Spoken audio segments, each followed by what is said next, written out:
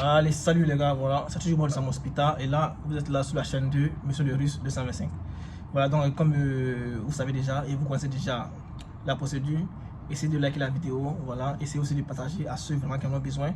Parce qu'aujourd'hui, je fais cette vidéo là pour tous ceux qui me posent la question en ce qui concerne les modalités aussi, la somme que vous devez vraiment apprêter, que vous soyez boursier ou pas, voilà, la somme que vous devez apprêter ici pour pouvoir gérer les premiers ou bien les premières dépenses, si je veux dire ça comme ça, les premières dépenses, pour pouvoir aussi avoir accès au dortoir et tout ça, parce que c'est ce qui est primordial.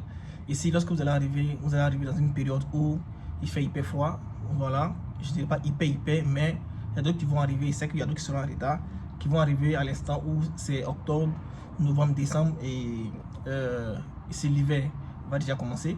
Donc ce que moi je suis en train de dire, c'est quoi? C'est que vous devez vraiment vous apprêter avant d'arriver. C'est vrai que même si vous êtes boursier, je vous ai déjà dit que la bourse couvre seulement que la scolarité et vous avez chaque fin de mois une subvention, c'est-à-dire une allocation mensuelle. Donc il y a plusieurs autres dépenses que vous devez tenir compte pour ne pas vraiment être surpris. Je vous ai déjà dit, j'ai fait plusieurs vidéos sur ça. Ceux qui veulent vraiment en savoir plus sur les éléments de la Russie et comment est-ce que vous devez vous apprêter pour venir étudier, vous pouvez déjà justement, vous pouvez déjà voir mes vidéos précédentes. Vous allez voir que j'ai vraiment beaucoup expliqué.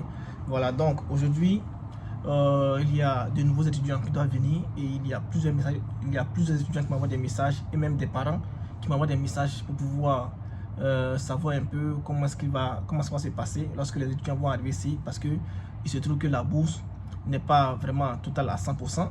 Donc vous devez vraiment tenir compte de cela, parce que c'est vrai que vous ne payez pas la scolarité, mais les autres frais qui vont rester sont assez conséquents. Donc vous devez vous apprêter pour ça.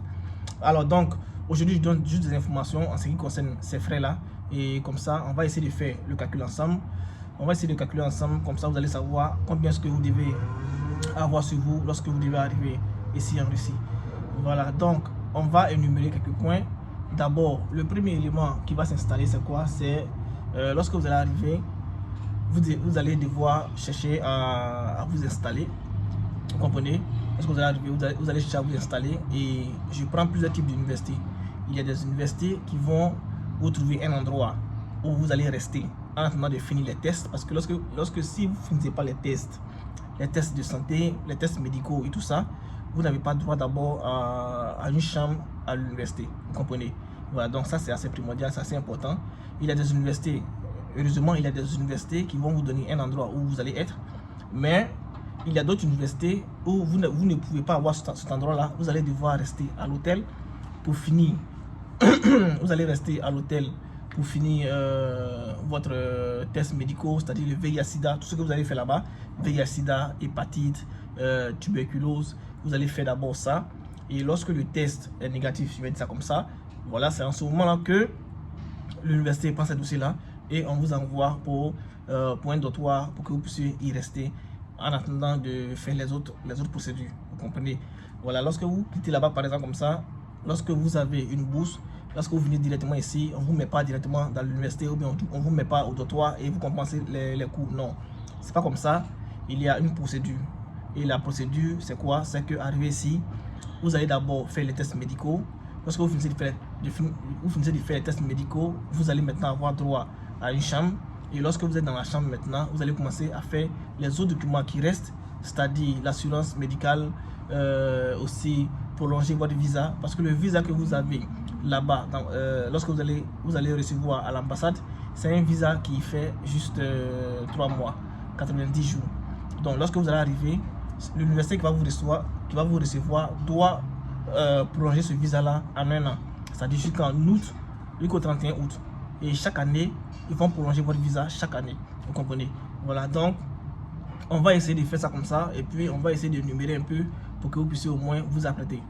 Donc lorsque vous allez arriver, je le répète encore, lorsque vous allez arriver, il y a d'autres qui vont rester à l'hôtel. Et il y a d'autres qui vont avoir une place là-bas à l'université pour pouvoir attendre et finir les tests médicaux. Donc si vous restez par exemple comme ça à l'hôtel, vous devez savoir qu'il y a des hôtels, ça dépend aussi des villes. Si vous êtes à Moscou ou bien vous êtes dans une ville en région, c'est-à-dire comme Samara, c'est une grande ville, mais si vous êtes à Samara ou bien si vous êtes à Moscou ou bien Saint-Pétersbourg, c'est assez différent. Donc, les hôtels, la nuitée peut faire par exemple comme ça, à Samara, ça peut faire 1000 roubles. Donc, je vais prendre l'équivalence pour que ça puisse vous faciliter la tâche. Prenons par exemple comme ça, 1 rouble ici, ça fait 10 francs CFA. 10 francs CFA. Donc, parce que j'ai dit francs CFA parce que ceux qui m'écrivent sont vraiment dans la zone CEDEAO. Donc, je vais prendre ça comme ça pour aller plus vite. Donc, ici, je vais prendre 1 rouble par exemple comme ça, va faire 10 francs CFA. Donc, si 1 rouble fait 10 francs CFA, ça veut dire que si vous avez 1000 roubles ici, vous avez 10 000 francs CFA. Alors, on calcule comme ça sur cette base-là. Comme ça, vous allez envoyer plus d'argent et ça va vous arranger. Ok, donc lorsque vous allez arriver, par exemple, ceux qui vont rester à l'hôtel ici à Samara, vous pouvez avoir entre 1000 roubles à 1500 la nuitée, chaque nuit. Donc, je vais dire entre 10 000 et 15 000 francs la nuit. Alors, 10 000 et 15 000 francs la nuit, n'oubliez pas, tout le temps que vous allez prendre pour faire votre visite médicale, si vous avez fait une semaine de visite médicale, c'est-à-dire chercher à faire votre test de VIH, chercher aussi à faire votre test de tuberculose et d'hépatite B, vous comprenez que déjà, vous allez prendre peut-être 1 semaine à 2 semaines pour pouvoir faire cela. Et 1 semaine à 2 semaines, si je prends 1 semaine par exemple, c'est 7 jours. Et sur les 7 jours déjà, à l'hôtel, vous allez solder 70 000 francs. Donc, si moi je mets à côté ici, pour une personne qui vient à l'hôtel, 70 000 francs, voilà. Et une personne qui va venir, qui sera reçue, par exemple comme ça, pas à l'hôtel, mais dans une université, la personne peut aussi solder peut-être 100 francs par jour. Il y a des universités qui acceptent 100 francs par jour. Vous restez, vous finissez vos éléments d'abord avant de pouvoir commencer. Mais nous, on va rester sur le thème d'hôtel parce que la plupart des étudiants qui arrivent, on reste d'abord à l'hôtel. Et après l'hôtel, maintenant, une fois qu'on finit de faire les tests médicaux, l'université nous appelle et on commence à avoir une chambre. Donc, on va prendre le test d'hôtel. Donc, hôtel, imaginons que vous faites 7 jours pour pouvoir finir vos examens médicaux et tout ça. Donc, ça fait 70 000 francs. Vous comprenez? 70 000 francs. Et après 70 000 francs, une fois que vous finissez et que vous envoyez vos documents, par exemple comme ça, à votre administration, c'est-à-dire à l'université, voilà. Ils vont prendre le document et ils vont maintenant chercher à vous mettre dans une chambre à l'université. Ok, donc les chambres à l'université de Moscou, à Moscou, ça peut être entre 1500, parce que ça dépend des conforts. Ça dépend vraiment des conforts. Ça dépend des conforts, comme je le dis. Si vous voulez une chambre de 1500, vous allez avoir une chambre de 1500. Mais c'est vous-même qui allez décider si vraiment vous restez dans la chambre de 1500 ou bien la chambre de 2000. Voilà, sinon ça commence à 2000. Ou bien 1500, 2000 jusqu'à 10 000, 20 000. Donc vous voyez que à partir de 10 000, c'est déjà un élément qui est assez prestigieux. Et puis aussi, c'est un peu plus de confort. Voilà, il y a d'autres qui vont être en chambre de 2, il y a d'autres qui vont être en chambre de 3, et il y a d'autres qui vont vivre seuls. Vous comprenez? Ça dépend du confort, partout c'est comme ça. Voilà. Donc, à Moscou, peut-être vous allez vous retrouver avec 2000 francs, une chambre de 2000 francs, où vous êtes 2 ou bien 3, de 2000 francs le mois, 2000 roubles le mois, c'est-à-dire 20 000 francs CFA. Donc chaque fin du mois, vous soldez 20 000 francs CFA ou bien 30 000 francs CFA. Donc prenons 20 000 francs parce qu'il y a plusieurs universités qui donnent à 20 000 francs, donc on va prendre la moyenne. Donc ici, pour la bourse, je prends 20 000 francs CFA le mois. Voilà, donc n'oubliez pas, vous êtes venu à l'hôtel, vous avez fini 70 000 francs la semaine, vous avez eu vos tests et tout ça. Et maintenant, vous allez à l'université donner les tests. Ils vont vérifier les tests. Ok, c'est bien, tout est négatif. On vous met maintenant dans un dortoir à l'université. Et là-bas, vous choisissez soit 20 000 francs CFA, il y a 30 000 francs CFA, vous choisissez. Ça va dépendre de vous. Donc moi, en tant qu'étudiant étranger, je sais que je suis pas assez nanti. Donc moi, je vais prendre 20 000 francs CFA pour pouvoir d'abord m'abriter. Et puis après, je vais voir comment ça va se passer. Ok. Donc, une fois que vous finissez de payer les 20 000 francs CFA, c'est-à-dire par mois, voilà, on va d'abord, donc les 20 000 francs CFA, si on veut évaluer les 20 000 francs CFA sur les 10 mois, voilà, les 10 mois, parce que vous allez faire 10 mois à l'endroit avant de finir votre année de langue. Donc, les 10 mois, ça va me faire 200 000 francs CFA. Donc, 200 000 francs CFA pour les 10 mois. J'ai vécu à l'hôtel 70 000 francs. Je vais solder aussi. Mais n'oubliez pas, je vais répéter encore. Vous n'êtes pas obligé de payer les 200 000 francs CFA en même temps. Vous comprenez? Vous pouvez solder peut-être la moitié, c'est-à-dire 100 000 francs. Ou bien vous pouvez solder peut-être, ça dépend de vous. Si vous voulez vous solder pour 3 mois, pour 4 mois et tout ça. Donc moi je prends l'initiative pour ne pas vraiment avoir des soucis et tout ça. Je vais solder tout pour l'année.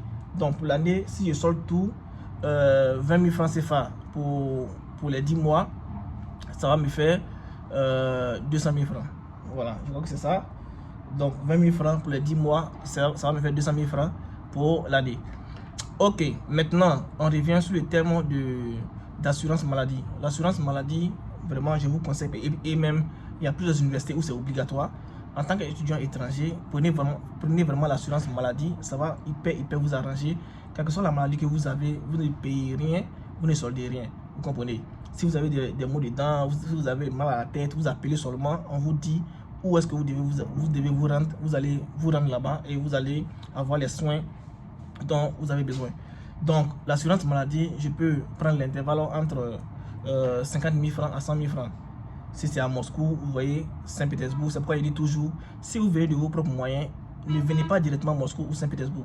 Allez dans les villes où, en sous-région, c'est-à-dire dans les villes en province et tout ça. Avant, une fois que vous finissez là-bas, que vous maîtrisez bien la Russie, vous avez un petit travail à faire tout, vous pouvez maintenant vous diriger vers Moscou ou bien Saint-Pétersbourg. Ça, c'est un conseil de devancier que moi je vous donne. Donc, je vais prendre pour Samara. Pour l'assurance maladie à Samara, c'est 5 000 roubles. Donc, je vais prendre l'équivalence de quoi? De 50 000 francs CFA. Donc, 50 000 francs CFA pour l'assurance maladie. Donc, n'oubliez pas, l'assurance maladie, c'est assez important. Prenez l'assurance maladie, ça va vous arranger. Parce que sans l'assurance maladie, si vous vous rendez comme ça dans un dispensaire ou bien dans un hôpital, vous allez voir que vous allez vraiment sentir que vous êtes en train de vous soigner. Voilà, parce que c'est hyper élevé les frais.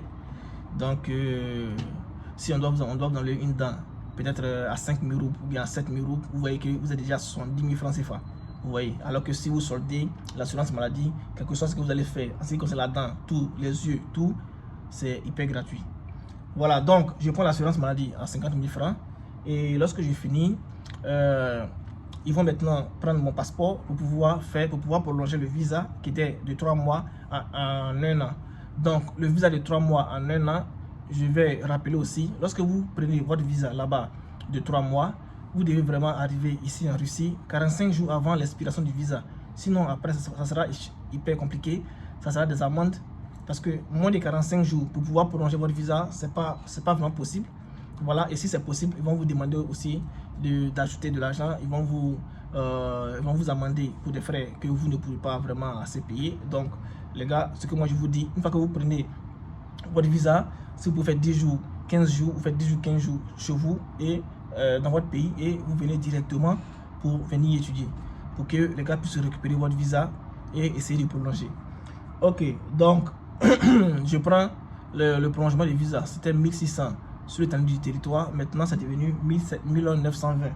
Donc, 1920 roubles, ça veut dire que c'est 19 200 francs CFA.